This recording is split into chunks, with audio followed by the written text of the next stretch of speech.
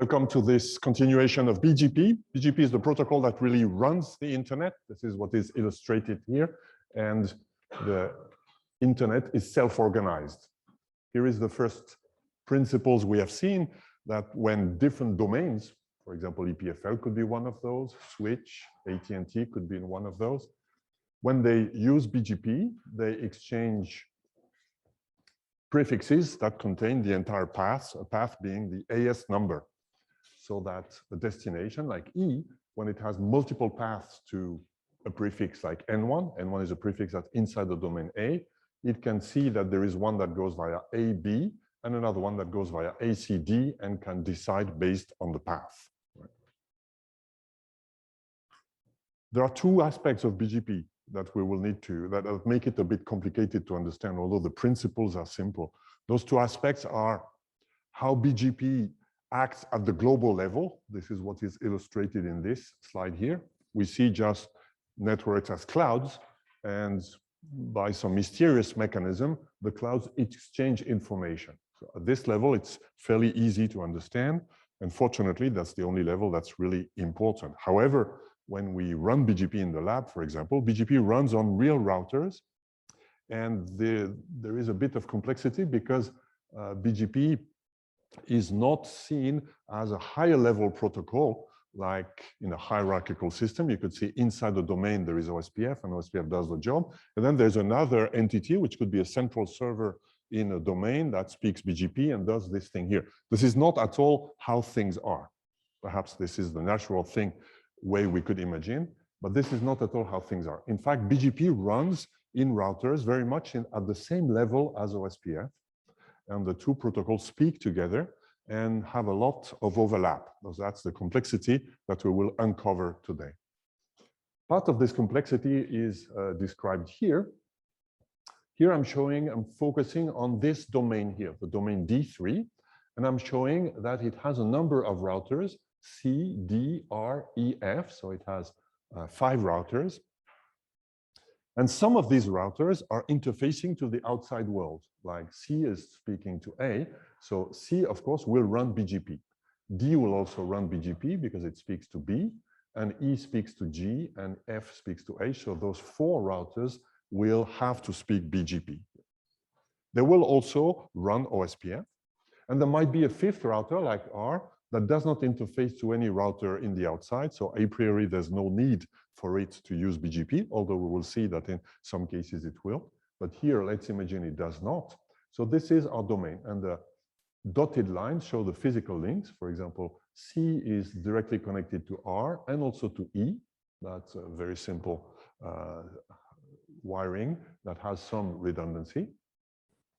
And C is indirectly connected to F in the sense that C can speak to F by establishing a TCP connection because there is a path inside the domain, but they are not physically connected. They are not directly neighbors, which is as expected. You don't expect that all BGP routers in a domain are connected together. However, all BGP routers in a domain will need to exchange information. There is not a BGP server in a domain, although we'll see in some cases there are, but the mental model is not this one. There's a number of routers, they all run BGP, therefore they need to exchange their information. For this, they also use BGP. So BGP is the protocol that's used to exchange information to an outside domain, but it is also the same protocol that is used to exchange information inside the domain. So BGP routers will need to speak together inside the domain. For that, the basic principle is that they establish TCP connection with each other. So they have to discover each other through some, in the lab, we will do manual configuration file. So we will configure in C, for example, that D, E, and F are other BGP routers. So C will establish a BGP peering. So we'll open a TCP connection to D, E, and F, and we'll use this connection to speak BGP, which is illustrated on this figure with the plain lines. So the plain lines illustrate BGP peerings. The protocol is the same, which is good news. We don't need to learn 2 different protocols when we configure a network. There are, however, small differences in what happens on a link, on a BGP peering when it's inside the domain. One is obvious.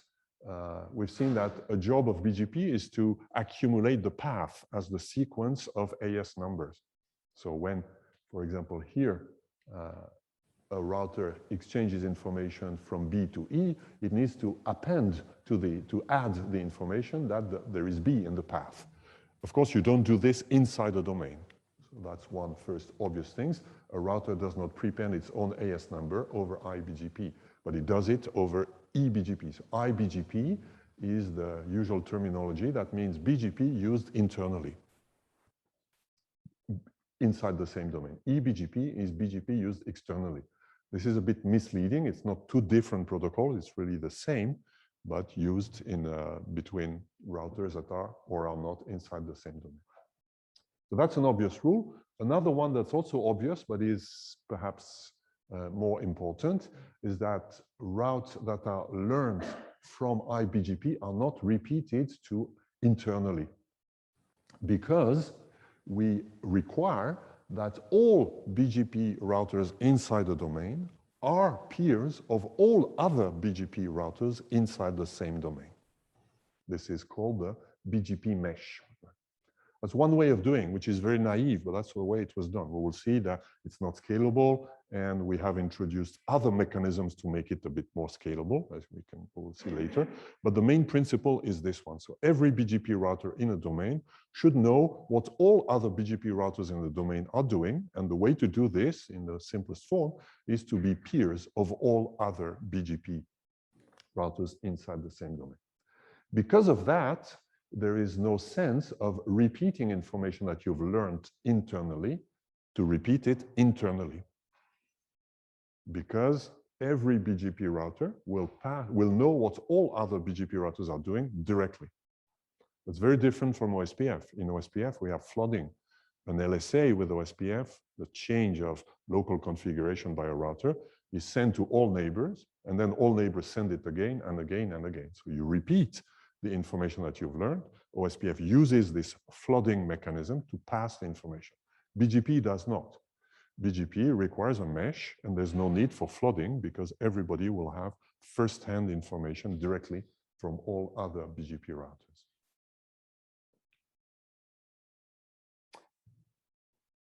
So let's test a few questions on BGP. Here is a simple one.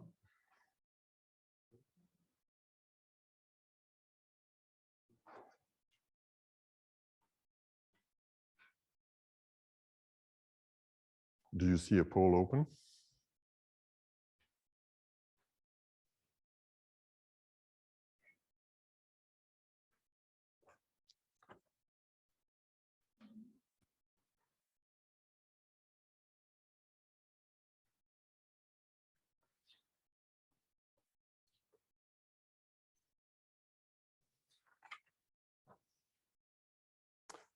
I close the poll in a few seconds.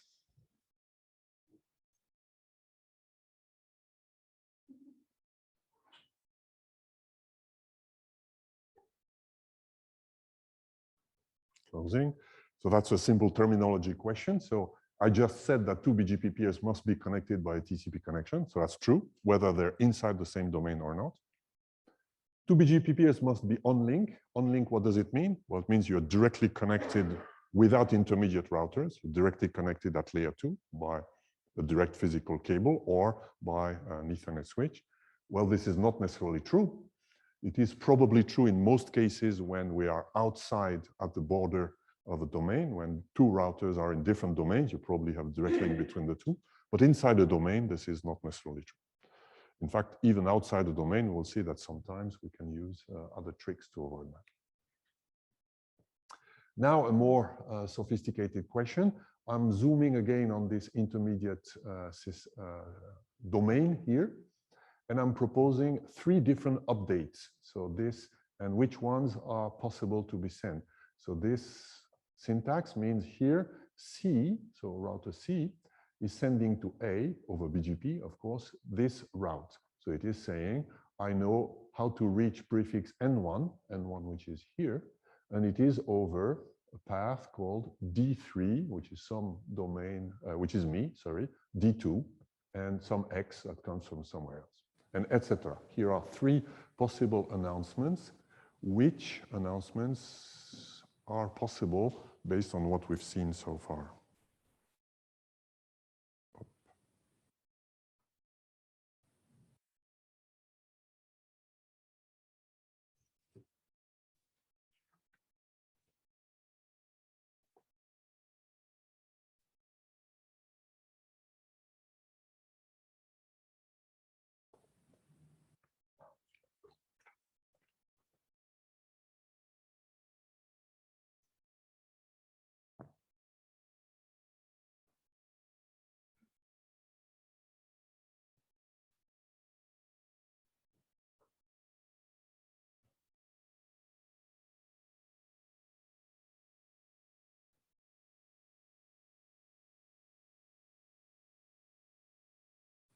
I close the poll in a few seconds.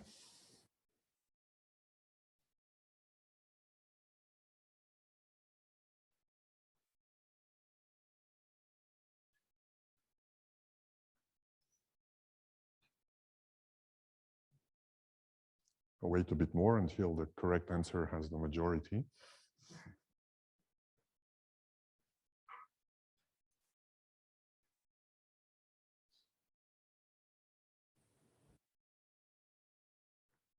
Well, it's getting worse. So closing. The correct answer is D. Let's see why.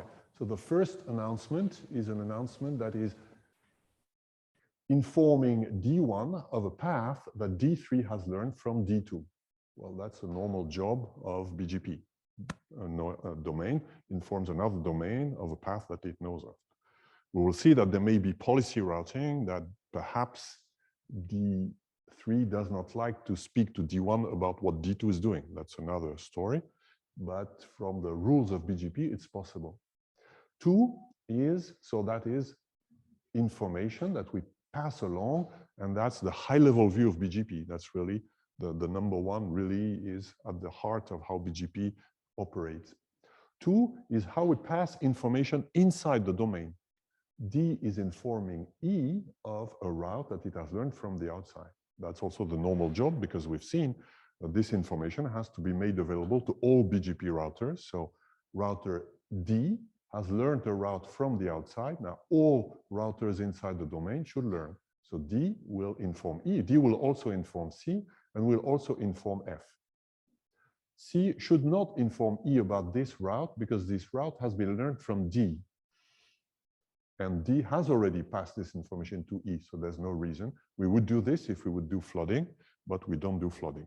So the only two things are those one here. 1 and 2 are repetition of information we have learned from the outside to the outside, or repetition of information we've learned from the outside inside.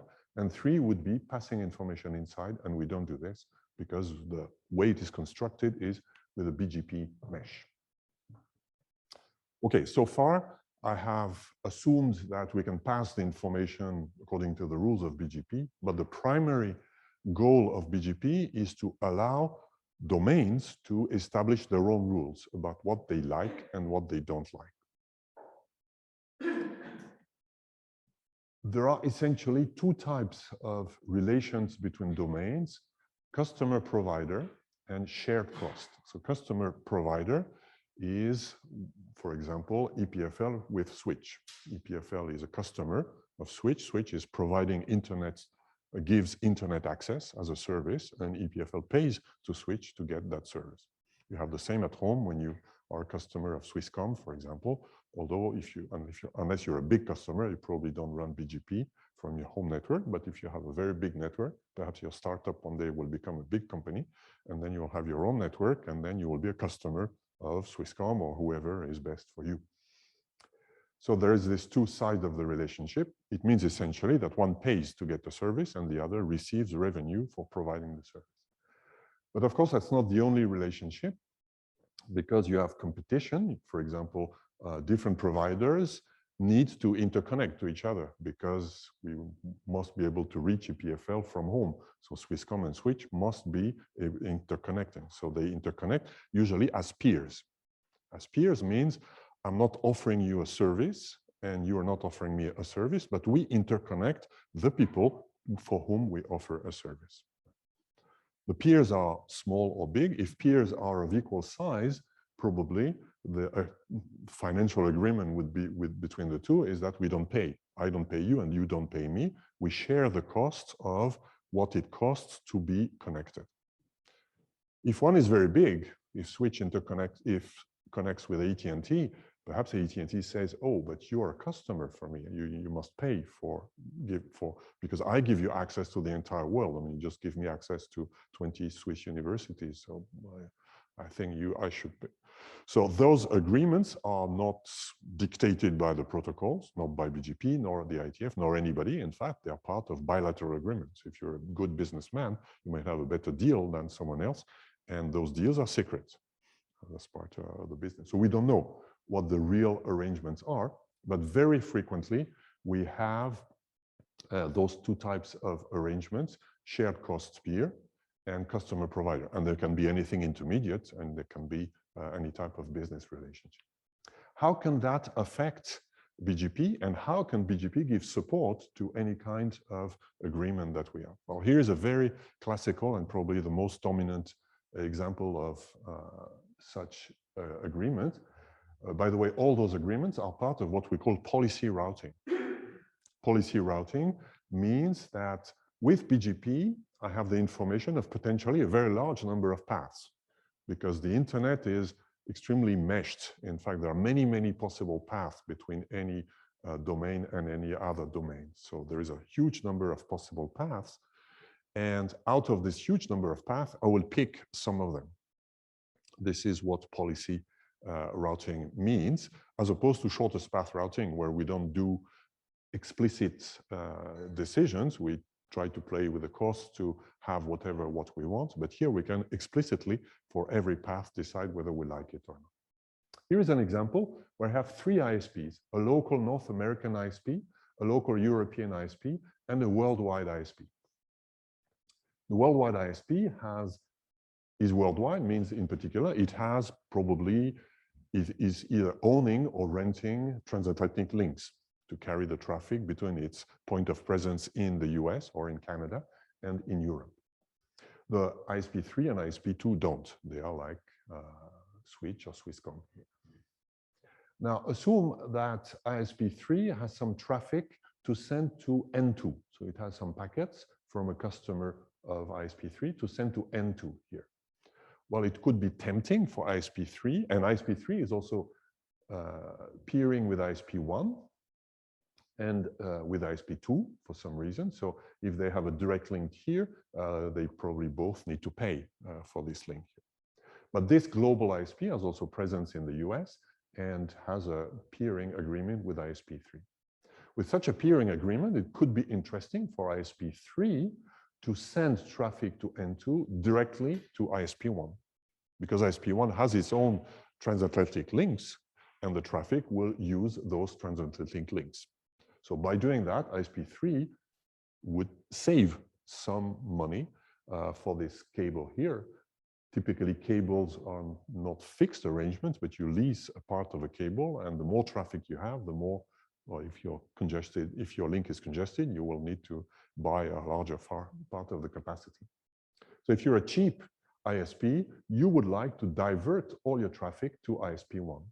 Now, ISP1 might not want to do this. If it's truly a share, if ISP1 is peer to ISP3, ISP1 will say, no, I am your peer. That means I agree to give my customers access to your customers and vice versa. But I don't agree to carry the traffic from your customer to someone else who is not my customer. Right. So if here a local, I don't know, a Virginia com is sending traffic to Swisscom here, and AT&T has nothing to do with either of those, none of those are customers but peers, then ISP1 will refuse simply to carry this traffic. We'll say, it's your problem. If you want to use me, you should be my customer. But you're not my customer, you're a peer, therefore I refuse to carry your traffic. This is exactly the kind of agreement that could happen. So a common rule that we find on the BGP peering is that routes coming from peers, so routes, that is an announcement like we've seen before. C2 says, I have a prefix N2 that I'm serving, and we'll announce that to the rest of the world here. Then we say that routes coming from peers and providers are not propagated to peers nor providers. They are propagated only to customers. So here, I'm giving an example. ISP1, which is here, has received from ISP2 the information that there is N2 here, which is normal. ISP2 is serving the prefix N2, and they are both peering. So the customers of ISP1 need to be able to reach N2, and the customers of ISP2 need to be able to reach all the customers that are in C1 here. So ISP1 will announce this route to its customer C1, because it wants C1 to be able to reach C2. But you will not announce it to ISP3, because ISP3 is a peer. The effect of this will be that ISP3 will not be informed that there is a route to N2 that goes via ISP1. And unless ISP3 has other mechanisms of inferring this, through BGP, it will not send traffic to N2 via ISP1. So that's an example of policy routing. In routers, in the lab, it will be implemented by rules. We've seen that there are rules in routers for deciding how to, which flows we use on which port. So similarly here, there are rules in BGP routers for decisions like this. So here, a rule would be that we don't announce to ISP3 anything that is coming from ISP2.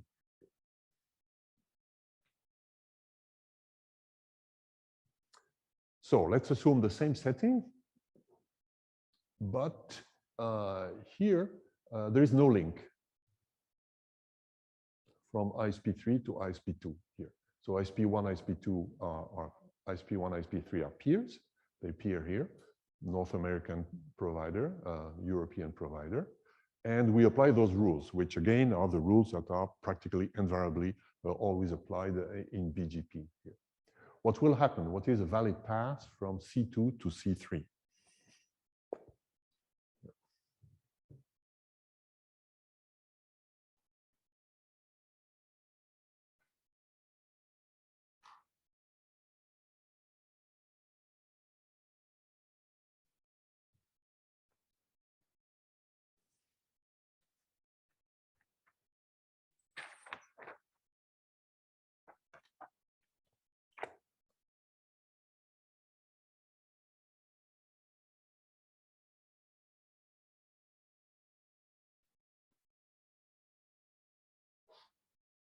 I close the poll in a few seconds.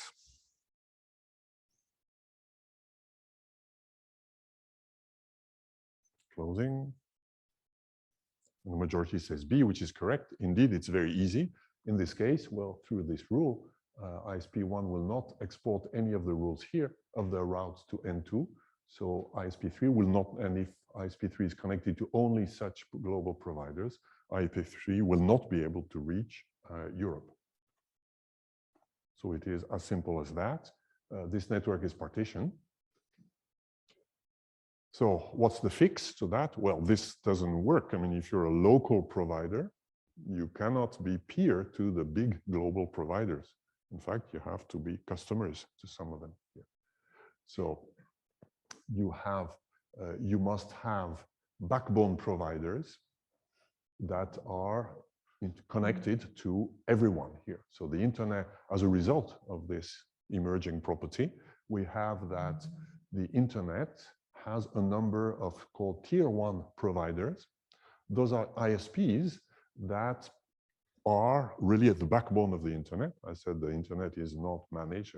It's true, but still there is some structure that emerges as a result of those rules, not as a result of laws or architectures or IETF protocols, but as a result of those rules, you must be, if you're a local provider, you must be connected to a provider who must be connected to everyone.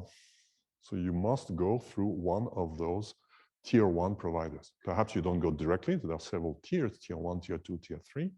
So you have local, for example, regional providers, for example, tier 2 providers that cover all of Europe that are connected to tier 1 providers. So the big, typically dominant providers in large countries like France Telecom, Orange, AT&T, or providers that are focusing on being tier 1 like Open Transit, they are like ISP1. They are connected to every region in the world, and they all peer with each other, which means they must have point of presence over all continents. So this is how, at the high level, BGP works and how it is organized. Now, as I mentioned, we need to dive into how BGP is really implemented in routers and how the different routers interconnect together. So the first thing to realize is that BGP routers talk to each other over TCP connections. That's necessary because we've seen inside the domain, perhaps they need to speak to a router that's not on link. So you need to go a bit further. And they use TCP connections, which means we don't have, like with OSPF, a sequence number that is used to know whether the message must be repeated and so on. TCP will take care of providing the reliability. BGP has, of course, like OSPF, a keep alive mechanism where when two routers peer, they open synchronization, like with OSPF. And once in a while, they send a keep alive message. If the keep alive message is not sent, then we think that the BGP peering is dead, which might occur even if the TCP connection is not dead, because in software, you might have something that hangs even though the TCP connection is still there and alive. So we cannot rely on the presence of a TCP connection for that. And the major difference with BGP is that BGP is trying to save as much messages as possible by sending only modifications. OSPF sends everything. So once in a while, we send a link state advertisement that contains all our interface database that is repeated to everyone and makes eventually the big topology database. Here, BGP sends only additions and withdrawals. So when a new network becomes visible somewhere, or I've learned a new route to somewhere, I will send a message to inform all my BGP peers of this new route. Or also when a route has disappeared, I will inform my routers of this disappearance, which is good in average, but does not solve really the problem that the performance we care about is perhaps not the average, but the worst case performance. Remember this Facebook case where BGP of Facebook was down. Then when it comes up again, then we need to send the information, the complete information to everyone everywhere. So you still have cases where this is not very efficient, but in average, indeed, it is efficient. And for us, what we need to remember is that BGP router transmits only modifications here. Next, how does a BGP router work? I think the simplest is to look at this figure. This is a mental model of a BGP router. It's not necessarily how the BGP code is organized, but mentally, this is all the data structures that exist in a BGP router. A BGP router has data structure called RIB, routing information base. So that's a database that contains all the information of the routing protocol. We've seen something similar for OSPF. OSPF calls it the link state database or the topology database. For BGP, it's called the BGP RIB, but there are many RIBs. There is essentially the in and out RIBs. There's also sometimes a presentation of the local RIB, but that's really included in the RIB in. Essentially, the main thing is that a BGP router keeps the latest valid information received from all its peers. It keeps a copy of this in the input RIB, which is the RIB in. So this BGP router peers with capital N routers. So it keeps a copy of all the valid information it has received. It applies to this valid information an import filter. This is where we have policy routing.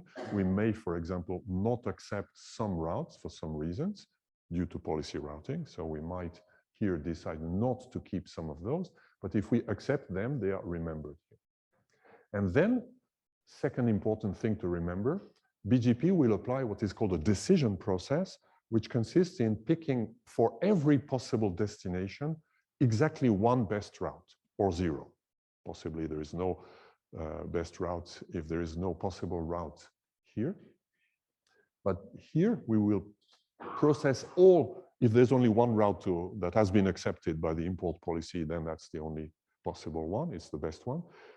Very often, in the typical case, there will be many, many different routes to a given destination, and then applying a number of rules that are also a second part of what is called policy routing. So those rules will have the effect of deciding exactly one best route here. And second thing, we will inform other routers only through this. So we will not inform other routers of routes that we have not selected as best. Every BGP router, for every possible destination, for which it has at least one route, will decide exactly one best one, and will inform other routers of only its best choice. So that's how BGP is organized. Again, it's not at all like OSPF. In OSPF, we pass all the information to everyone. So all routers have the entire topology. So all routers have the entire view of everything. If a router in between has decided, for example, to use out of the equal cost path to pick only one, then another router somewhere might take a different decision in OSPF. In theory, in practice, it's seldom done, but in theory, it could be done. Here, it's different. This is to make the system simple. There could be different decisions, but of course, there is an exponential growth of the number of possible choices. Here, by forcing a BGP router to pass along only one choice, we prevent this exponential growth of the number of possible paths. And of course, you inform other routers. You keep also this in a local table for things like if a router crashes and you want to reboot, you will know exactly what to reset. And anywhere in the decision process, in the import and the export, you may have rules that prevent things from happening, that may ban some things that would otherwise be possible. What is the decision process? It's given here. It's completely flexible. It's software, so there is not a protocol. The BGP protocol does not say the decision process should be this, but this is what is very often done. It consists in having a priority list of comparisons based on attributes of the routes. What are the attributes of the routes? Well, we have seen one. It's the AS path. In fact, that's the only one we've seen. A route is a prefix, and the AS path is the collection of all the AS numbers that we found that we think leads to this prefix here. But there's a zillion, not a zillion, but more than 100 potential other attributes. One of them is very important. It's called the next hop. We will see what it is. The next hop is an IP address of the interface that leads to this domain here. So next hop is, for example, here, a route like D here that is learned from B. The next hop would be the IP address of B here.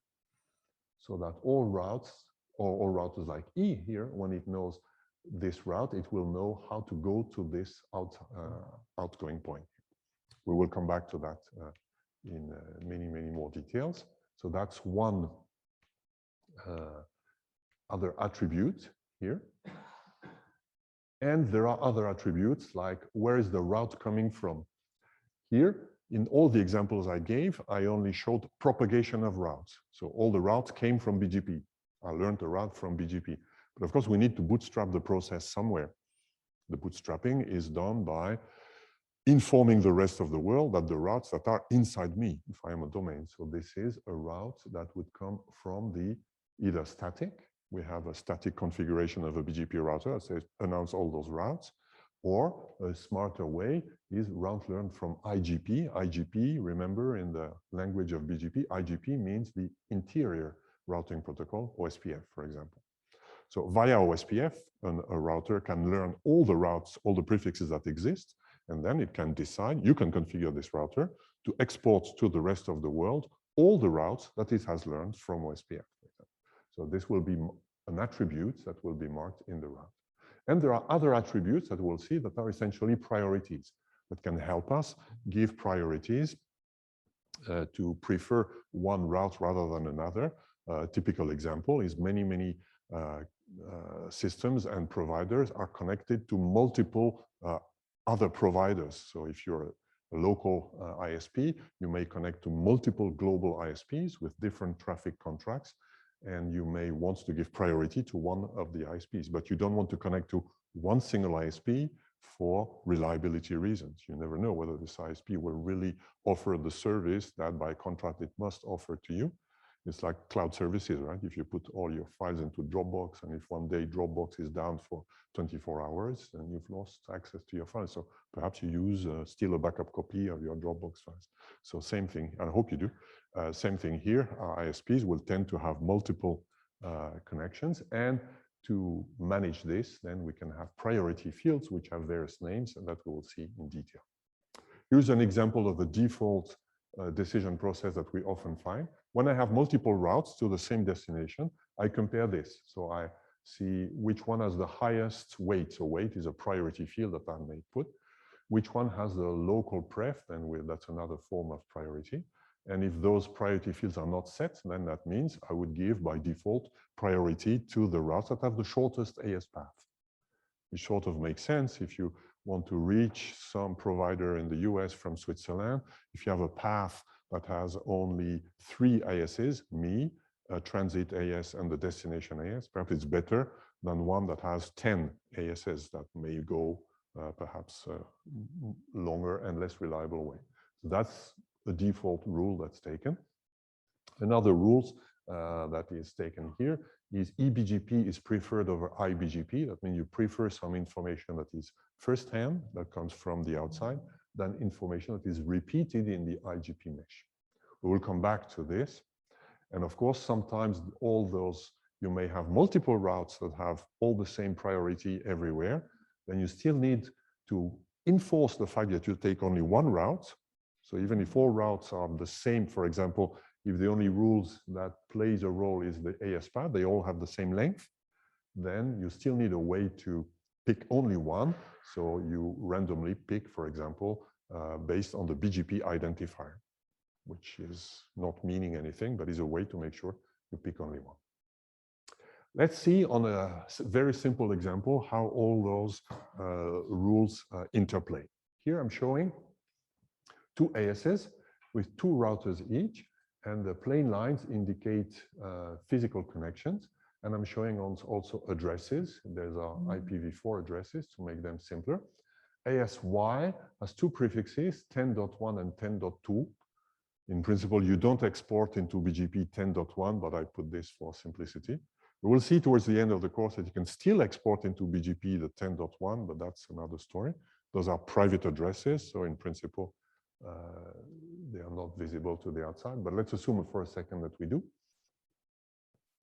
And we focus on R1, and we see what happens when R1 runs BGP. So R1 will first receive from, so R1 is a peer to R2. That's the BGP, the iBGP mesh. So the 2 BGP routers in R2 must be connected by a TCP connection. And to R3. So R3 is an external peer. So R3 is configured to advertise to the world the 2 prefixes that exist in the domain Y. So perhaps it's a static configuration, or perhaps it comes from the local IGP from OSPF, and it's configured to export everything. Both are possible. Everything is possible. In fact, you can write any script that will allow everything. Here it's a decision. This router exports all the prefixes that exist here. This assumes here, if we do this, let's assume that there is a way to communicate inside ASY from this. So this dotted line is allowing physical communication to happen. So R3 therefore says to R1, I have 2 prefixes, 10.1, 10.2, and the path is me, AS. Okay. So router 1 keeps that in its rib in. Remember, the rib in is simply a record of all the messages you received. The latest one, sooner, perhaps later, R3 would send a withdraw message to R1. If we withdraw, then we remove it. And then for each of the destinations here, 10.1.16 and 10.2/16, R1 needs to pick the best destination. Here, there's only one for each, so it's the best one, which means this is the route I will use to go there. Now, R1 will inform the other BGP peers that it has, which is only R2. So R1 will inform R2 of this route here, which is simply the same as before. Here we see the next hop field. So the next hop field is 1112. So that's the IP address that we should use if we want to go to the place that gave us this information. These IP addresses here are shared between X and Y.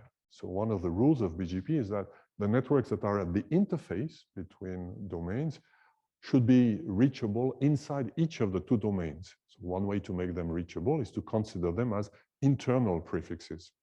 So both X and Y will each consider that those two lines are internal prefixes. So they will be, in particular, if they use OSPF, they will be used by OSPF. So those networks are shared, and you must still agree. So obviously, if you peer with someone, you must agree on a number of things. You must agree on a business agreement, and you must agree on the IP addresses that you give and the prefix that you give to both ends here. And that must be compatible with your other addressing scheme. Now, I assume that there is no policy that would prevent this. Therefore, all of this is accepted, and this is what will happen. So here, it's very simple. Now, let's assume a second event occurs. R2 sends to R1 this message. What is this message? Well, this message is, while we were discussing what R1 is doing, R2 was, in fact, the same thing was happening here. R4 has sent a message to R2. R2 has accepted it. And now R2 is passing this information to R1. This is the business that we have seen. Now, they are peers over the IBGP mesh. So R1 now receives this message, which are two other routes to the same prefixes, but the only difference is the next hop. The next hop is now 2221, which is a testimony that the fact that this is originally coming from R2 here. Now, router R1 will put both in its rib in. So we have now two routes for each of those prefixes. And now the decision process needs to pick one of the routes here. If we use the decision process that I showed on the previous slides, which of the two new routes will become new, will become the best routes? So now R1 has multiple routes. It has a choice to make. Which choice will it make?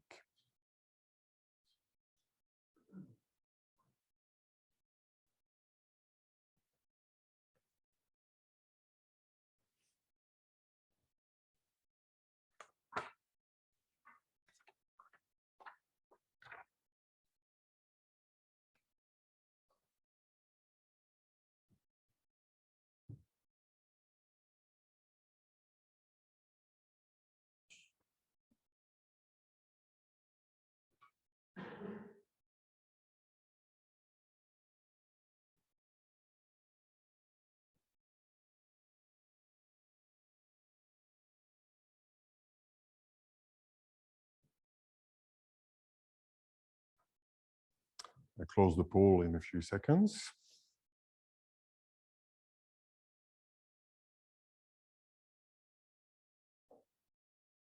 Closing. So we see that the majority says B.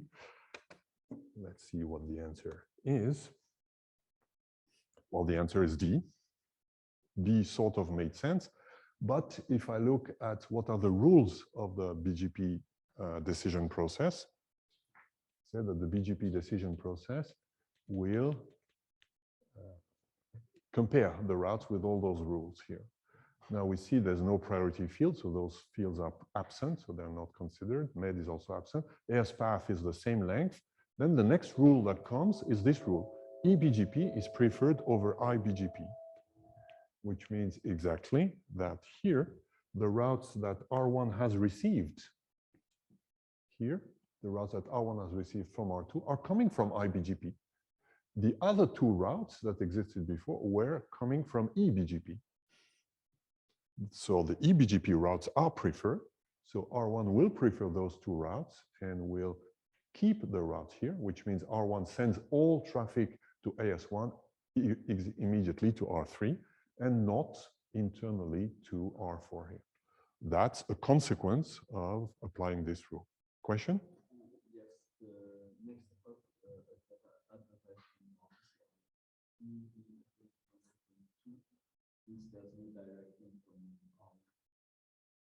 no, the next hop attribute is the attribute of the BGP route. And it is the attribute that was put by the eBGP router through eBGP. So inside iBGP, you never modify the next hop. That's one of the rules here. Voila. So that's all for at least before the break. So we do a break now, and at 1:15, we will continue on this example to see how things can be combined. So here, the routers are configured a bit differently. Every router announces only the immediately attached prefix. We can do that instead of exporting all the prefixes that are available. Now, let's see similar things that can happen. So R3 sends to R1 this prefix. R1 keeps it, and if it's the only one, it considers it as the best. It exports to inside its domain to R21 and R22. It exports this information. And so let's assume a policy is not preventing this from happening. So that's easy. Now, R22 also sends to R1 this message, which is, like before, is coming from the fact that R22, which peers with this R4 here, has received the route to 10.2 ASY. So the next hop is 222.1, which is this address. Like before, R1 receives it, accepts it. Because it's the only one to 10.2, it's the best. So R1 knows of two routes, one that goes here, one that goes there. The next hop for this prefix is here, and the next hop for that prefix is there. A packet sent by R1 will know how to go there. We will see how, by which mechanism. Because remember, this prefix here is considered as an internal prefix in X, so we know how to go to this destination. R21 will export those two messages to its two peers. Sorry, it will not export, of course, to R22 the message that comes from R22, but because it's the rule that the message comes from iBGP, we don't repeat it over iBGP. Okay? Now comes the interesting case. The same thing has happened in parallel at R22 as R21. So R21 is now sending a message to R1, which essentially the same information. It is saying that I have also this prefix, but the next hop is different. The next hop is 33.1. Same question. What will the decision process at R1 now do? Which route will it take?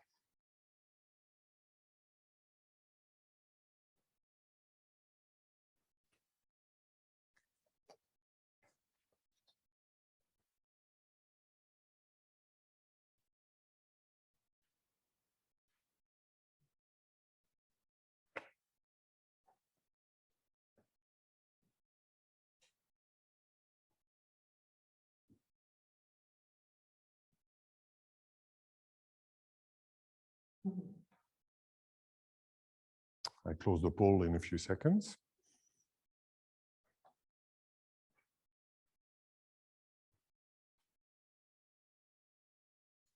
Looking better. So I close. And the majority says A, which is the correct answer. Here, the decision process has multiple routes, so it has to choose. So we'll go through all the cases that we saw before. Both routes have the same AS path length, so there's no, they're both equal. Both are coming from IBGP, so they're also both equal. So the next criterion that is in the list that I showed before is the IGP route, the IGP cost to the next hop.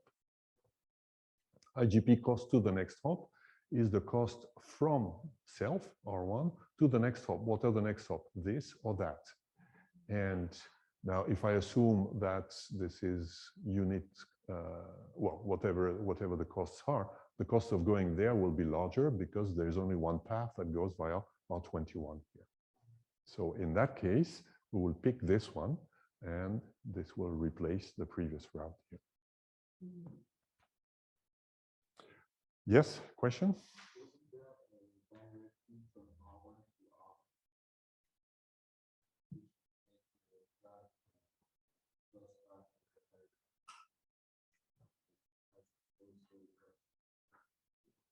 So the question is, isn't there a direct link? So here in my assumption, no. So the plain lines are the peerings, are the physical lines, and the dotted lines are the peerings. So there is a, they are peering over a TCP connection, but are not on link of each other. But you're perfectly right. If the cost of going from R1 to R22 and R21 would be the same, then they would have the same weight in the decision. And then we would randomly pick whoever has the smallest identifier, which if the identifier is verbatim R21 would be R21. Yeah. Right. So we have seen how the rules interplay. We've seen that there's a lot of possibilities also in the way ASY is advertising the routes. In one case, it's advertising all the routes that are available internally. In the other case, it's announcing only the routes that are directly attached to this BGP router. Both are possible, and they lead to different routing behavior globally in the internet here. Now, if I assume that, for example, I have ISP1 and ISP2 are shared cost peers, which path will be used by a packet that goes from customer 1 to customer 2 here? And I'm assuming those two ISPs are peering at two different points here.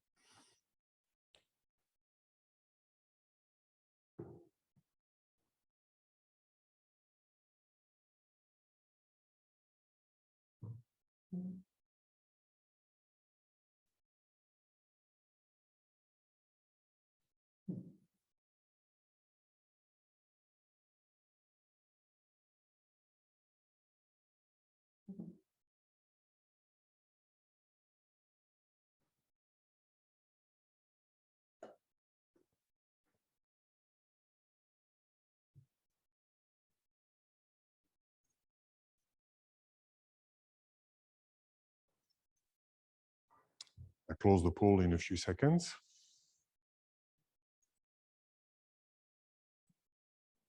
Closing. So here the majority says C, which is a very safe answer. Of course, we can always configure BGP to do whatever we want by giving weights and priority to different announcements. So that's probably the true answer.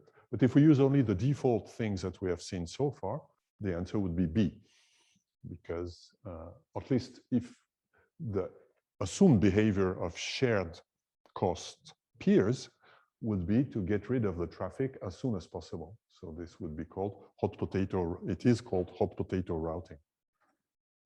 Right? So the default behavior, if you use the default rules of BGP, will be to get rid of the traffic as soon as possible. This is what we had when in the first example that I showed before, where ASY is informing customer 1 of all of its routes, which is typically what ISPs would do. Then packet coming this way will go as quickly as possible to ISP2. An interesting side effect of this is that if you do the same in the reverse direction, ISP2 will also get rid of the packet as soon as possible, which means that the routing in the internet is asymmetric. Right? Packets don't flow in one direction the same way as in the reverse direction because of BGP. Not all ISPs do hot potato routing, but many do. In particular, if you're tier one, if those are two tier one providers, they have full connectivity to everywhere. So if the packet is going to a non-interesting customer, you will send it as quickly as possible to the ISP2. Some ISPs don't do that. For example, I think I remember to read once that AT&T, at least at some point, was not doing that. If you're an expensive ISP that claims to give a very good quality of service, then you want to keep the packets in your domain as long as possible because you have a lot of capacity for your customers. So if you're one such customers, you might do the opposite. You might configure your BGP such that you keep packets as much, if, for example, across the Atlantic on your links, because you give a good quality, at least to some flows, some kind of customers.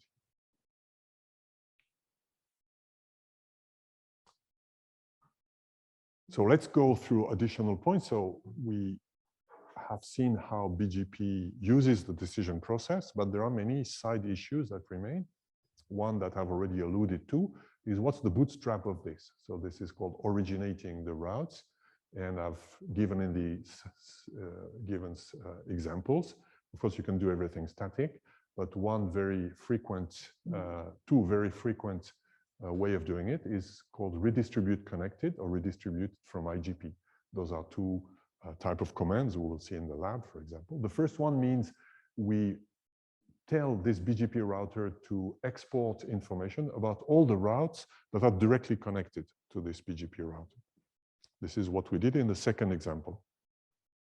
In the other case, we can redistribute everything that we've learned from OSPF. And if we do this, then we will redistribute all the routes. This is what we did in the first case. Of course, this is more robust than that, but you might have reasons to not export everything to everyone. For example, if you don't want to do a hot potato routing. So far, I've spoken of routes as if routes were all distinct objects. But in reality, there are often so-called overlapping routes. And that's one of the issues in BGP. We'll see that it's important to understand that this may exist. Overlapping routes can be aggregated in order to reduce the number of routes. We've discussed that point already. We expect this to be very frequent with IPv6 because IPv6 has so much space that we expect providers to allocate addresses in a structured way. For example, all IP addresses that are given, IPv6 addresses that are given by Swiss providers to their customers are inside the same block. So when Swisscom exports to the rest of the world, here are all my Swiss prefixes. Swisscom exports only one prefix for IPv6. For IPv4, it's not possible because it has many non-contiguous blocks. Switch is the same. We've already discussed that. For example, the block of EPFL and ETH are not contiguous. And in between, there are blocks that don't belong even to anybody in Switzerland. Of course, when we export routes in the internet, it is, as a good citizen, it is better to aggregate. Switch could export all the specific routes of all their IPv6 customers, or could decide to export only one. It's better for the rest of the world if Switch exports only one, because there will be less work to be done for the CPUs of BGP routers, less space taken in the RIB in, the RIB out, etc. However, there are a few side issues that we will discover in a few quizzes. Here's a simple but very typical example. Here I have AS3 that receives routes that are coming from two ASs that are potentially aggregatable here. So what should AS3 do? Is it possible here to really aggregate here? So AS3 has received this 48-bit prefix from this provider and this other prefix here, or provider or customer. What is possible here for AS3 in this example?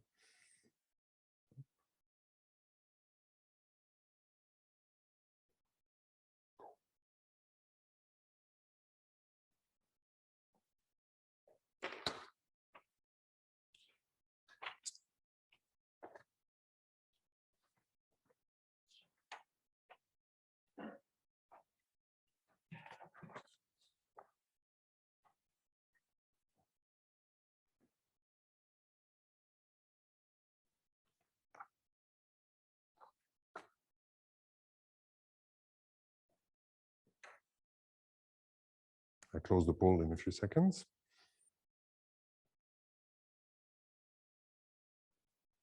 The majority says A, which is the correct answer. The prefixes, so it's a small exercise on IPv6 addresses. Here, the last character is 1110 in reality. That's an hexadecimal digit that represents those 4 bits, and here those 4 other bits. So they are contiguous. So if I do the /47 of BB of BBEF, it gives the same thing. And then this notation means exactly the union of those 2 prefixes. So that is possible. Now there still remains an interesting question. How about the AS path? Now the paths are different, but BGP thought about it. And there is this notation here, which means OR.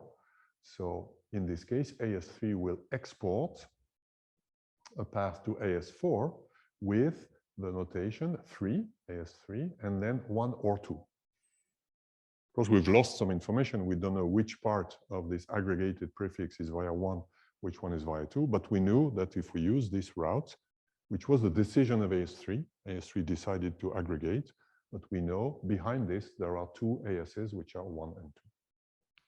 This is what BGP will do. Now here's another example. We are in AS4. So we continue. AS4 has received this aggregated route. And imagine here, there is a backend path directly from AS2 to AS4. You can say, well, but this is not very well structured, but that happens a lot in the internet. So you connect, because again, the internet is self-organized. So perhaps AS1 and AS2 think of AS3 as their provider. So they connect to it and they expect to receive a good service from it. But for some reason, AS2 has also some business with a big customer of AS4. So they may have also perhaps a direct link. Of course, AS2 will export only its non-aggregated prefix. So AS4 has received all of this here, all of these routes here. Which routes will be, or is it allowed for by the rules of BGP for AS4 to designate as best? So when I say the top and the bottom, it means this route here received from AS3 and that route received from AS2. Which ones can be possibly accepted?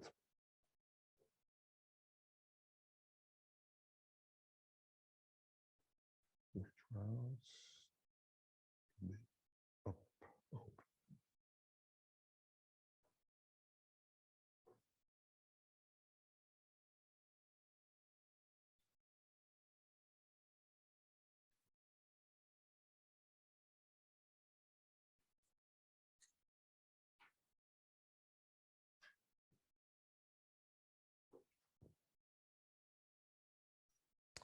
I close the poll in a few seconds.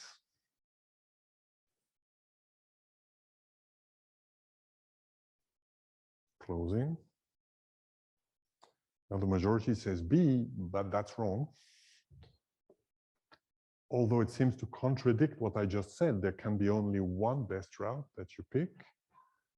But here the trick is those are 2 different routes.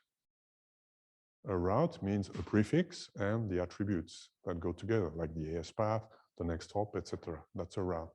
Here, there are 2 routes. This is one route. This is another one. Those are different prefixes. So there will be both taken and both accepted. So BGP is not trying to merge them necessarily. Of course, AS4 might decide to not accept this route because it has already this one. It would not be wise because you should never delete information. You can decide to not use it if you don't.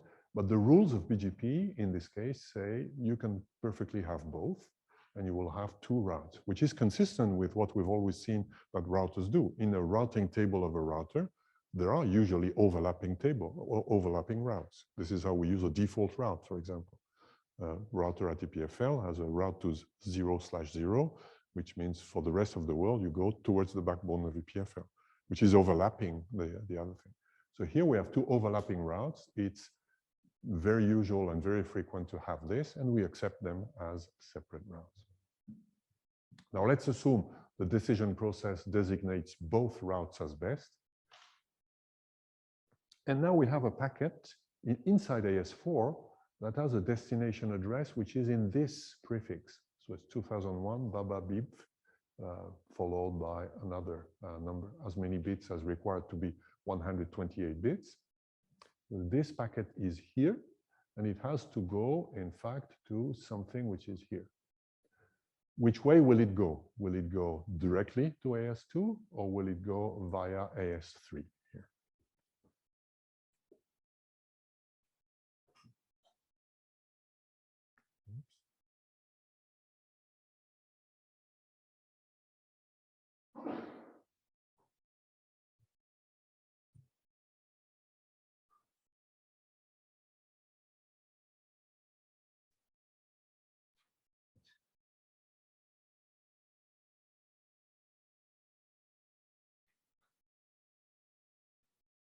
I close the poll in a few seconds. Now Dirac on B, so B is the correct answer. We do longest prefix match. So inside the routers in AS4, there will be two routing entries. One that will be, we will see exactly what it will be, but it will be the one derived from here that would lead to AS3. The other one here. Now we do, if both are accepted, we do longest prefix match, which means we choose the most specific one, which leads here. And that gives us exactly the motivation to have those overlapping routes.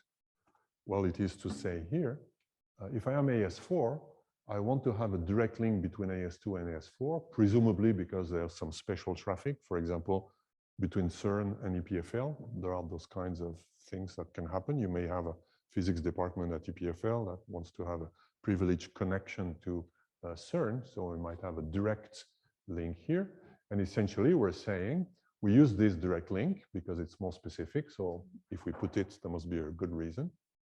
But we still keep the other, which will have the effect that if this one fails, for example, we'll still have the other connection that will be available, which is exactly what is shown here. What happens if this link fails, then the two routers, the BGP routers, will detect the failure, and this router here will send a withdrawal message informing AS4 to remove this. Now AS4 will no longer have this entry, and the routing table will not be leading to this destination. We just discussed a magic thing, that is, I skipped one step, which is how we have the routes that are used by BGP, but all of a sudden those routes are also in the forwarding table of the routers. So that's exactly the question that we're addressing now. How do we pass the information learned by BGP into something useful, which is to put them into the forwarding table? Well, BGP does it in a very naive way, which is back to the thing I discussed at the beginning, is that BGP routers, or the designers of BGP, really view BGP as one more routing protocol, like OSPF. Whereas perhaps when we look at it after years of experience, we say, well, but that's not really something like this. It is something that is organizing the interworking between different domains. So perhaps servers at some level would be more appropriate, like SDN servers or something. But this is not at all how BGP is. So BGP is really thought as a routing protocol. Towards the end of the course, we will even see a case where this is used in a very funny way. In particular, what most BGP routers do is what is called here injection of BGP routes into the forwarding table. So a BGP router has the BGP code, it has all the BGP ribs, the tables of BGP, but it's also a normal router, so it has a forwarding table. One thing that is invariably done by BGP routers is to use all the information that is in the best routes, so all the routes that are kept as best, puts them, or use that information directly into the routing table here. This is called injection. There is another way, which is weird, but has to do with the way BGP was imagined at the beginning. The other thing that is less weird, but is very much less done, is redistribution. If we think of BGP as a way to learn how the world is organized, then it's natural to say to OSPF, if we're running OSPF, all the information we've learned. For example, if a BGP router or VPFL knows in order to reach, I don't know, such a destination in Japan, we need to go via this on my interface 3 here, then this BGP router can speak to OSPF by saying, I know how to go to this outside prefix and on my interface number 3. We've seen that OSPF does that already in the multi-area case. We've seen that the border OSPF router injects into one area all the information it has learned from the other area. So exactly the same principle can be done, and this is called redistribution. Redistribution in general means when we put into a routing protocol information that has been learned from another routing protocol. So here it's natural to redistribute BGP into OSPF, into the IGP, which is very often OSPF here. So that means the routes learned by BGP are passed to OSPF. When you do this, in principle, you should redistribute only the routes that are learned by eBGP. Why? Because the routes you've learned by iBGP are second-hand information. If I am a router, a BGP router, I interface to the outside, but also to the inside. I also learn from all the other BGP routers in my domain what they know. But we could think that it's the job of the routers that learns information from the outside to pass that into OSPF, which is the normal thing, but is not always done. So this is called BGP redistribute internal. But you can also, in software and in BGP, you can do everything. And if you do all the things together, probably it doesn't work. It will break from many parts. But so in principle, you redistribute only the external route into iBGP, and then I will propagate this information, which is the job that we've seen that OSPF is happy to do and knows how to do. So let's see an example. Here is a setup with 3 domains, Z, X, and Y. And we focus on what happens in the middle here. So R5 advertises this prefix 18.1.16 to R6 here.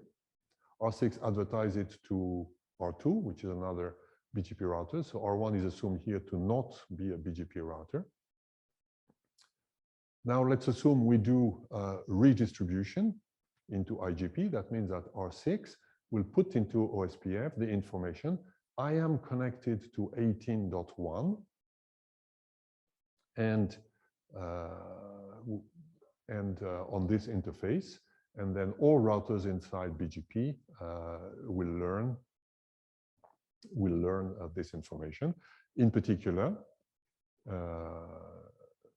IGP will propagate this prefix to router R2, and if a packet comes from R4 with destination 18.1, then at R2 it will find next hop. Well, this network is very simple, so the next hop will be R1. R1 will also have a next hop, which is R6. So OSPF will simply have a topology database where it will not see Z and Y, but it will see that on this interface, there is this prefix, 18.1, as if it would be directly connected.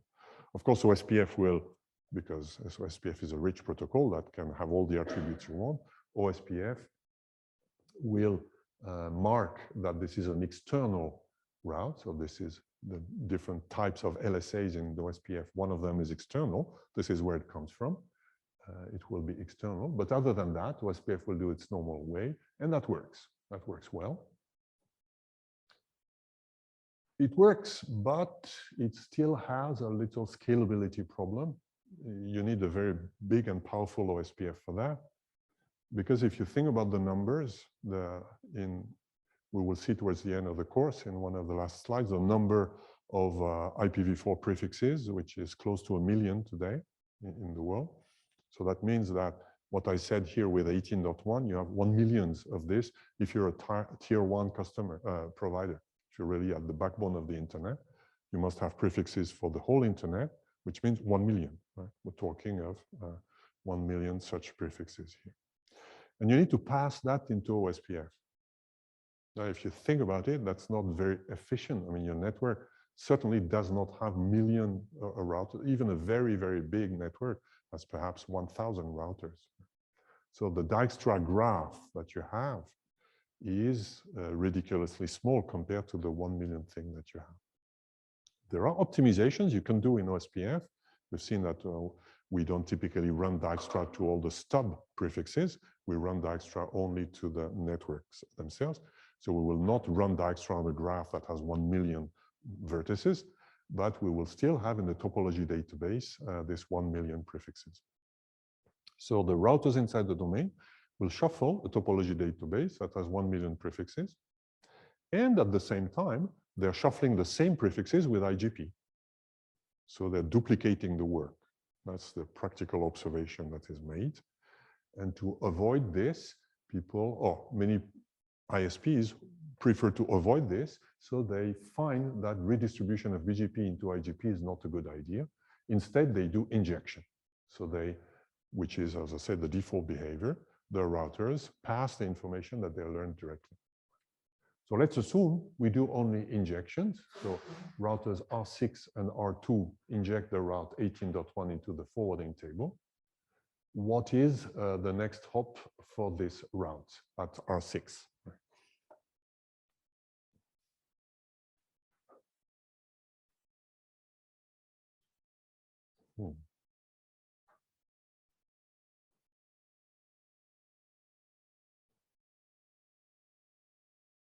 It's coming.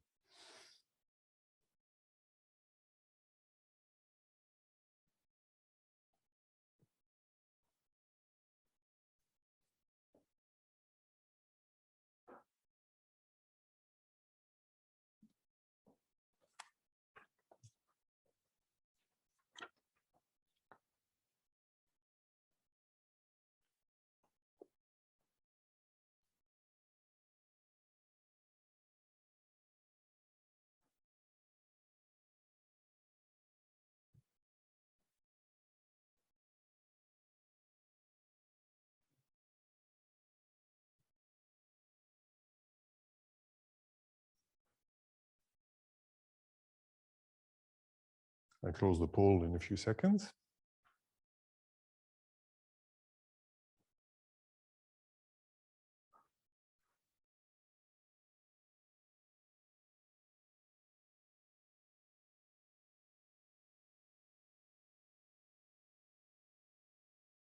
Closing. And the majority says A, which is right, though what would make sense is B, right? Because the next hop to go here is here at R2. But this is not what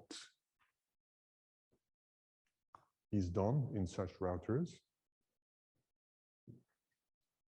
When we do injection of a BGP route into the forwarding table, we take the next hop from the BGP next hop, which doesn't make sense if we look at it from today's viewpoint, because the next hop should be how to go there. Right? So, but this was done many, many years ago, where people did it in a very pragmatic way. Again, they saw BGP as a routing protocol at the same level as OSPF. So they simply took the next hop from BGP, which is what will be done. Why do we do this? Well, in order to do the correct thing, in fact, we're not able to do it from BGP alone. If we look at this example here, the fact that the next hop at R2 is here depends on the internal topology of X, which is not visible to BGP. So the only thing that 2 knows is the next hop from my viewpoint is 222. So it makes sense to put it into the table. And the following thing to do is to ask OSPF by looking at, or whatever routing table there is, and is to ask the question, how do I go to 222? Which is a question I must be able to answer, because remember, we said that the boundary networks that interconnect eBGP peers must be considered as internal by both sides of the boundary. So X considers 222 to be an internal prefix. So the OSPF inside X must know how to route to this. There must be a routing table entry in R2. So if we wanted to do this right, we should do it in this way, which is almost what we do. We do what is called recursive label table lookup. We write into the table, into the routing table 222, which is the BGP next hop. But then we require that in violation to what I explained to you at the beginning, in addition to the IP principle, which is you look up the table. No, here you look up the table and you say, if the next hop you have is not resolved, is not on link with you, come again, do it again, which is exactly what recursion is about. So when an IP packet is submitted to a router, if the next hop is not on link with the router, which means there is not an interface and a MAC address associated, MAC destination address associated with that, then you do it again. You go again to the routing table, which is a bit expensive, but is a consequence of this use of BGP. So all industrial scale routers do exactly this kind of thing. For example, here, if in my routing table, I could have a next hop, which is 10.1.16 at router R1, and the interface field would be void, which means, in fact, it's only a temporary entry that needs to be resolved a second time. You go to 222.63, and hopefully there is another routing table entry here. This is how routers are really organized today. So we see that in the routing table, in a case like this, we would have two entries. This one is written probably by BGP, and this one is written by OSPF. So in the routing table, you will have competing routing protocols that write directly in the routing table, which in my humble opinion doesn't make sense. I mean, if I would design all those things from scratch today, I would not do it in this way. Or if a student would design it in this way, this is, oh, but this is chaotic, that doesn't make sense. But this is the way it is. Question? Is the table updated after the first recursive lookup, or is it done at the time of before Is the table updated after at every lookup? Well, it depends. If the tables it depends on the implementation, right? You do whatever you want. On the software routers that we have in Mininet, no, this is exactly what is done. But now imagine you're working for Juniper or Cisco, you're designing a router for a tier 1 provider or a backbone provider, and you want to route 1 million packets per second, and you don't want to do that. But you will probably you will not do longest prefix match into the routing table. You will design, in fact, some dedicated hardware that pre-processes all that stuff. So part of it will need to involve this. You still need to remember that all those things are dynamic. BGP may change this entry anytime, and OSPF may also change this entry anytime. So you can pre-process it, and this is a good way to do it. But if you pre-process it, you need to remember and write the code to remember that whenever one of the table entries changes, all the things you have pre-processed need to be pre-processed, right? So you need to redo this pre-processing. Question?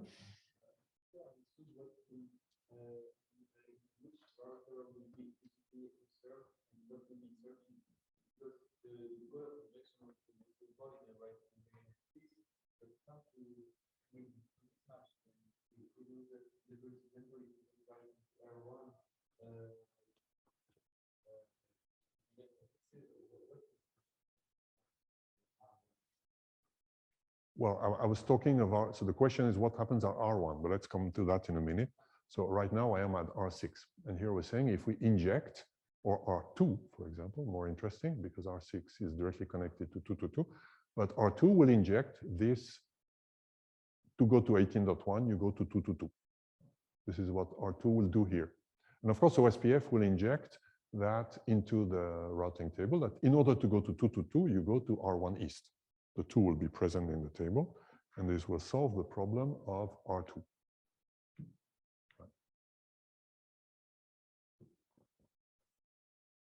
So this is exactly what is illustrated here. When a packet to 18.11 will go, it will reach R1. However, now let's go to what you allude to, what happens at R1.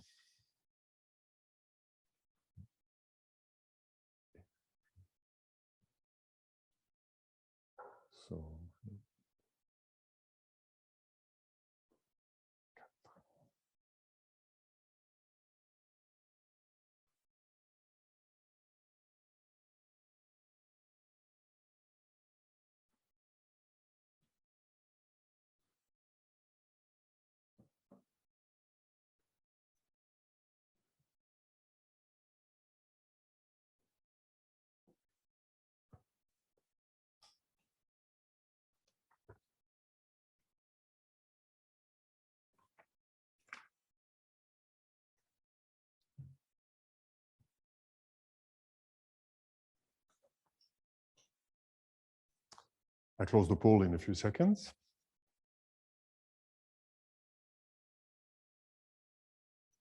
Closing. And the majority says B, which is optimistic, because no, in fact, at R1, nothing good will happen because R1 knows only the things that IGP says to R1. And IGP, we have not redistributed 18.1 into the IGP, into OSPF. Therefore, R1 does not even know that 18.1 exists. So R1 has no information. So we have a problem. It doesn't work. If we do only this, it doesn't work. And when it reaches R1, we will find destination not found. This is why we come to this very weird thing that a way to do it is to run BGP in R1. So if you do only injection, you will run BGP in R1, which means R1 will be in the IBGP mesh, will receive from R6 the information that there is 18.1 and that the next hop is 222, and will put it into its routing table, and that will solve the problem. It seems very contradictory and a bit weird. I mean, why would a router in the middle of a network run BGP when the goal of BGP is to speak to the outside?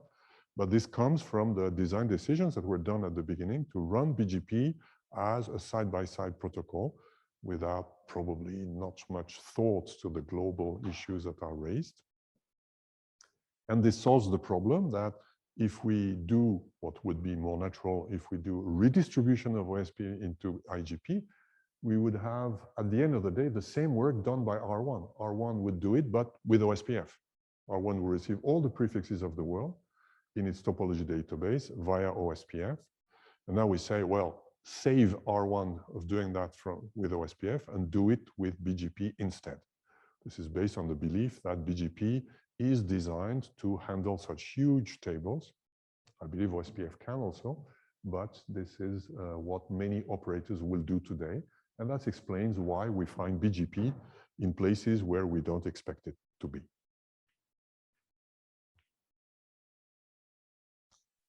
There are alternatives to that.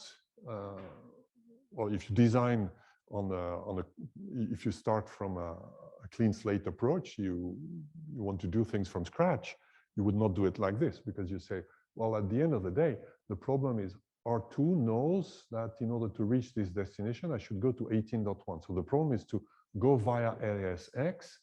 And one way is to use, for example, something that we've seen very often, which is source routing. So one way to do it is to say, I add a source routing header to this packet that says this packet should go to 18.1. And for me, in order to go to 18.1, what I know from BGP is that I should go first towards 222. So I would put a source routing header, 222, and go in this way here. So this would work, but as far as I know, is practically nobody. In fact, I don't know any provider that does this. Probably because source routing in backbone networks at very, very high throughput is not implemented, because that requires changing dramatically the IP header. I mentioned what you do if you have to do a router that routes 1 million packets per second. You do dedicated hardware for the most difficult part of the job, which is to do the longest prefix match in the table. Now, if in addition you need to insert a source routing header, which also will need to be authenticated, because otherwise it's too easy to do denial of service attack, then you would need to do dedicated hardware for that. And as far as I know, this is not done. So this solution don't go in this way. We will see next week and towards the end of the course that there are lightweight alternatives to source routing, which are called MPLS, that can be used instead. Voilà, that's the end for today. And see you next week.